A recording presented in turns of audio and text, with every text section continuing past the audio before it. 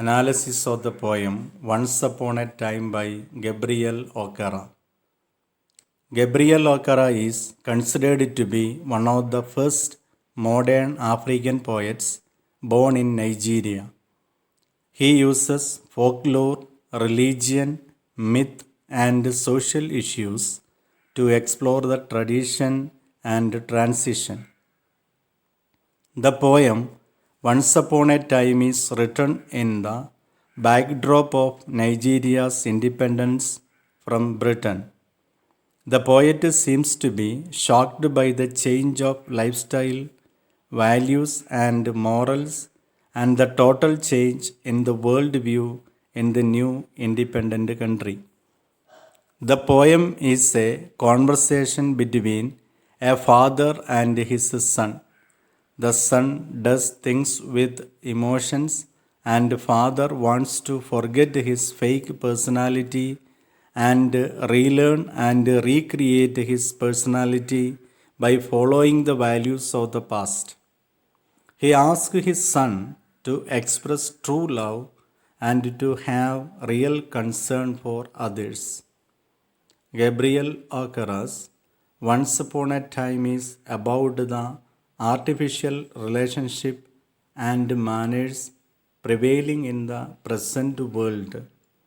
According to the poet, past is better than the present because there was love, sincerity, and faithfulness in the past.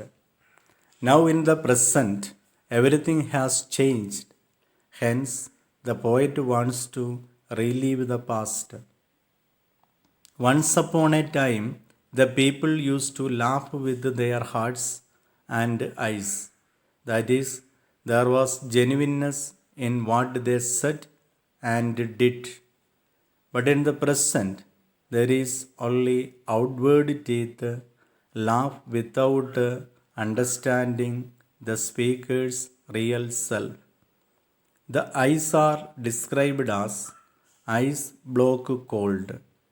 The people have become money minded and they develop their relationship only with the rich. Even when shaking hands with others, they are very artificial and mechanical. Guests are no longer welcome these days. They are given a warm reception only once. If they visit their friends or relatives thrice or more number of days, the doors are shut on them. In this materialistic and artificial world, the poet has learned many things, especially wearing many faces, like putting on many dresses. One has to have home face, street face, cocktail face, and so on. All are fixed just like the portrait smile.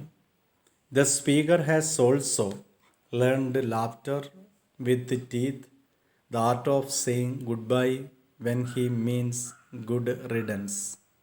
Glad to meet you when he is not glad, and nice talking to you when bored. The speaker wants his son to imbibe the exemplary values of the past.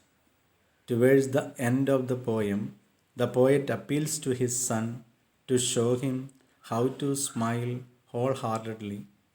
His desire to revisit the past is nothing but a yearning for the innocence, faithfulness, and sincerity.